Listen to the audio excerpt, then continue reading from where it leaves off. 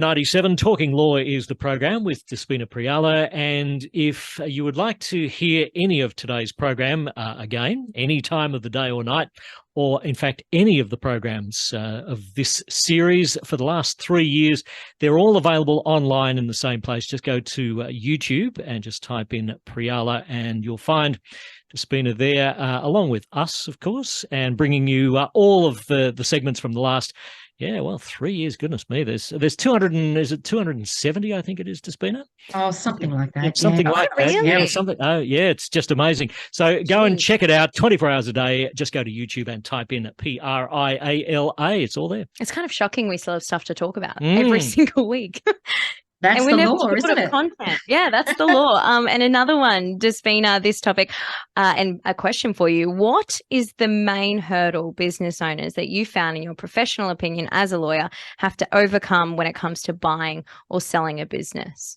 Yeah, great question. And we're acting at the moment for many, many business buyers and business sellers, and buying and selling businesses. So looking after that type of transaction is very different to buying and selling real property.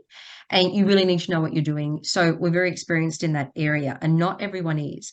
And what might surprise you is that one of the biggest hurdles to getting to that settlement, when you're selling a business, you've got different things going through your mind than if you're buying a business. You're buying a business, you're all excited and I can't wait to start this business and get in and, change it or sort of take it from here to here. And you've got a different mindset to, I just want to get out of this business, I want to sell it, or I've had enough, or I want to move on to a different venture. So there's all this two different mindsets, but it doesn't matter whether you're buying or selling. The biggest impediment that I have found, or one of the biggest impediments, is the landlord.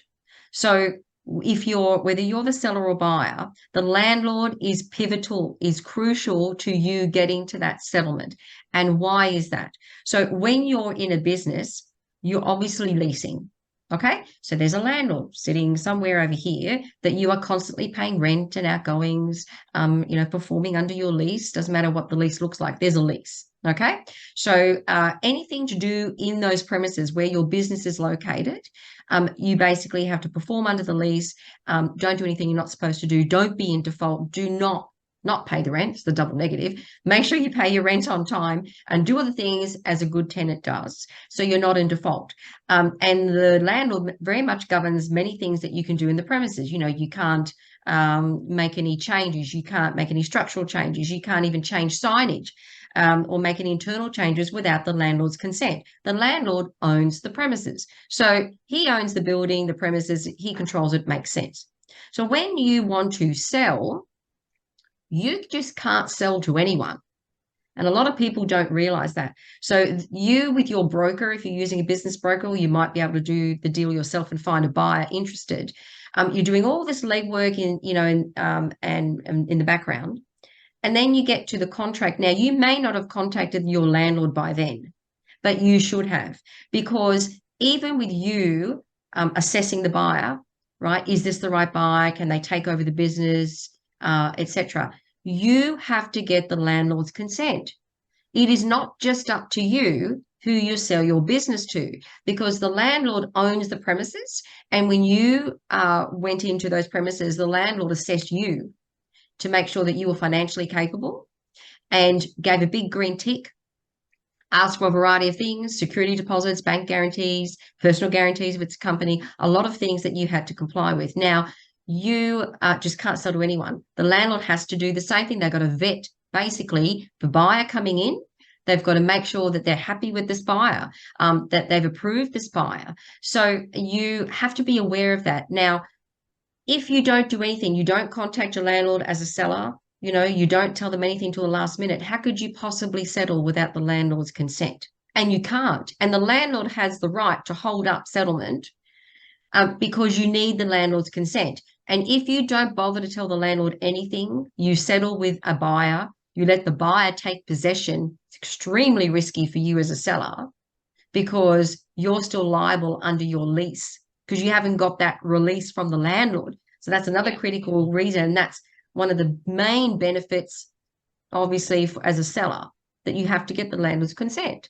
But if you're a buyer, extremely risky. You would never take possession of a property without actually having the landlord's consent, signed off in a deed of assignment, which is what they provide, not you, and they give the deed to you and to the seller to sign before settlement occurs, which sets out all the terms and conditions of you taking over this business from the landlord's perspective. Things like, getting the buyer to agree, yes, I'm going to take over the lease.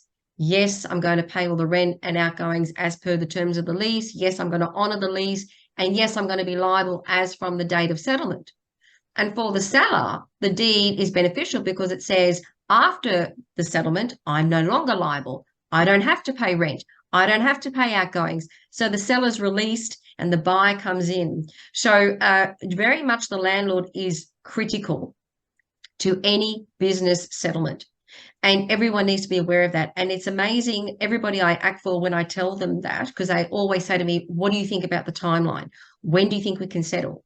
What do you think and how it's going to look? Is it 4 weeks, 5 weeks, 6 weeks? The first thing I say to them is, well, it's going to depend on the landlord. Yep. That is one critical thing we've got to get ticked off. So let's contact the landlord early. Let's get in touch with the landlord or their representatives from day one and say, we've just signed a business contract. We're hoping for settlement to be on this date down the track. Please let us know what your requirements are so we can get to settlement, and you give the green tick of approval for the new buyer coming in. And sometimes this can take weeks. Mm. Does it happen very often in your experience that the landlord says, no, It can happen. Mm. And then you have a big problem, don't you? Yeah. Because, you can't settle. And obviously your settlement with the buyer is subject to the landlord's consent. It always is. But yes, if you don't get in touch with the landlord early, you leave it to the last minute, all the other conditions are fulfilled, and then you find out the landlord's not going to let this buyer come in. Well, you've just spent so much money in legals, maybe, or due diligence as a buyer, so much money out the door, and you don't even know if you're approved as the new tenant. So it's very, very critical. Now, we've found in some cases just here, Runaway Bay, for example, where we act for buyers, the landlord who owns the building, they have to give their consent for our client to come in and take over this restaurant, for example. They're overseas. Now, if we didn't contact them from day one, we wouldn't know they're overseas. And when we did find that out, we were told then it's a 4-week delay. So can you imagine leaving that to the end and not telling anybody until the day before settlement, for example? Yeah, very frustrating and well, potentially quite expensive too. Quite expensive, yes. So there's obviously, it has to happen. It's critical you get the landlord's consent. You have to request it from day one, and you have to follow them up. And look, if you act for a seller or a buyer as lawyers, we can't control the landlord or their solicitors. All we can do is follow up, chase, follow up, and do what they ask, but we don't control their time frame. So it's something that's out of our control, and clients do need to understand that. And often they don't. And they say, why is there a delay? Well, we've chased them 3 times. They haven't got back to us. They're a little bit unreasonable. So yeah, you have to start from day one. So I thought I'd mention it today because it's happening a lot. We're exposed to it at the moment. And I thought, I wonder how many other people out there might not be aware of this critical thing that has to be done from day one, which is easy to do. It's just a matter of contacting and letting people know and asking them, what do you need to consent to this new person coming in? But a lot of people don't do it. They probably think, oh, it's the easiest part. Yeah, we can well, actually, you're right. Should be right. You're right. Some people think, look, why would the landlord not agree? I'm a great tenant. Yeah, but you might be a great tenant, but the person you want to sell to may not look that great on paper with their financials and with other information, and maybe they're not going to be a great tenant, and the landlord says no. Or maybe the tenant doesn't have the money to pay a security deposit, or won't agree to provide other security things that the landlord wants. So yeah, very, very critical. Great advice. Thank you so much again, Despina. If anyone wants to get in touch with you directly, where can they go?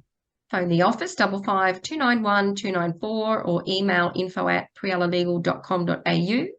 And of course, these segments will be again uploaded onto the YouTube channel, and reach out on the community Facebook page, of course. The growing YouTube channel, I might say too. Yes, it is actually. Many subscribers, so I'm very happy about that. So jump on and subscribe. Thank you so much, Despina and Wayne. And we'll see you next week.